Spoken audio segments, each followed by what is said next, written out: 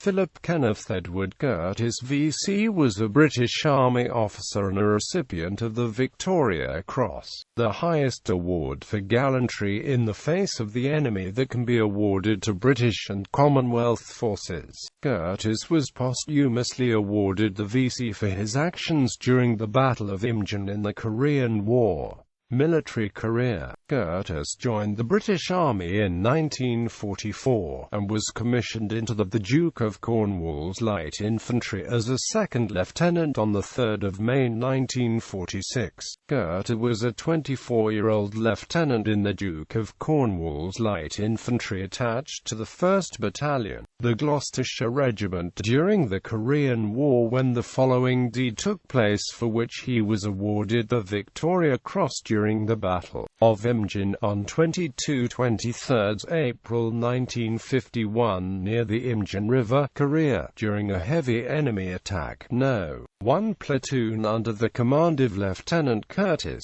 was ordered to carry out a counter-attack which was initially successful, but was eventually held up by heavy fire and grenades. The lieutenant then ordered some of his men to give covering fire while he himself rushed the main position of resistance. In this charge he was severely wounded, but he insisted on making a second attempt. While making another desperate charge, he was killed when within a few yards of his objective after throwing a grenade which destroyed the enemy position immediately after. Anthony Farrar Hockley, one of Britain's most famous soldiers of the 20th century, was a participant at the Imjin River battle. He was witness to Lieutenant Curtis' gallant deed, a desperate counterattack to regain a key position lost to the Chinese advance. At sunrise, a Chinese attack was repulsed, but the British position was untenable.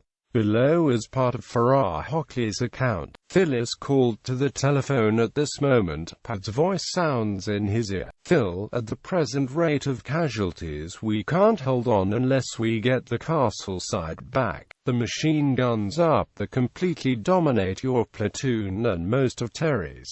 We shall never stop their advance until we hold that ground again. Phil looks over the edge of the trench at the castle site, 200 yards away, as Pat continues talking, giving him the instructions for the counter-attack. They talk for a minute or so. There is not much more to be said when an instruction is given to assault with a handful of tired men across open ground. Everyone knows it is vital. Everyone knows it is appallingly dangerous. The only details to be fixed are the arrangements for supporting fire, and, though A Company's gunners are dead, Ronnie will support them from D Company's hill.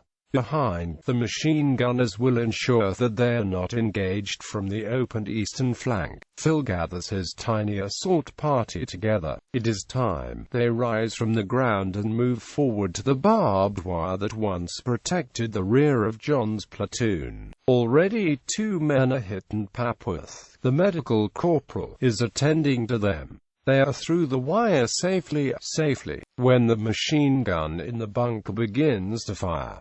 Phil is badly wounded. He drops to the ground. They drag him back through the wire somehow and seek what little cover there is as it creeps across the front. The machine gun stops. Content now it has driven them back, waiting for a better target when they move into the open again. "It's all right, sir," says someone to Phil.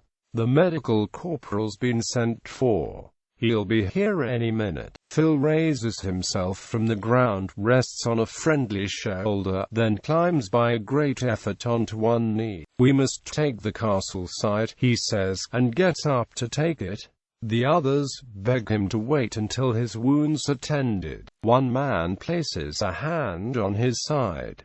"Just wait until Papworth has seen you, sir." But Phil has gone to the wire, gone through the wire, gone towards the bunker. The other come out behind him, their eyes all on him, and suddenly it seems as if, for a few breathless moments, the whole of the remainder of that field of battle is still in silent, watching amazed. The lone figure that runs so painfully forward to the bunker holding the approach to the castle site. One tiny figure, throwing grenades, firing a pistol, set to take Castle Hill. Perhaps he will make it, in spite of his wounds, in spite of the odds. Perhaps this act of supreme gallantry may, by its sheer audacity, succeed. But the machine gun in the bunker fires into him. He staggers, falls, and is dead instantly. The grenade he threw a second before his death explodes after it in the mouth of the bunker. The machine gun does not fire on 3 of Phil's platoon who run forward to pick him up. It does not fire again through the battle. It is destroyed, the muzzle blown away, the crew dead.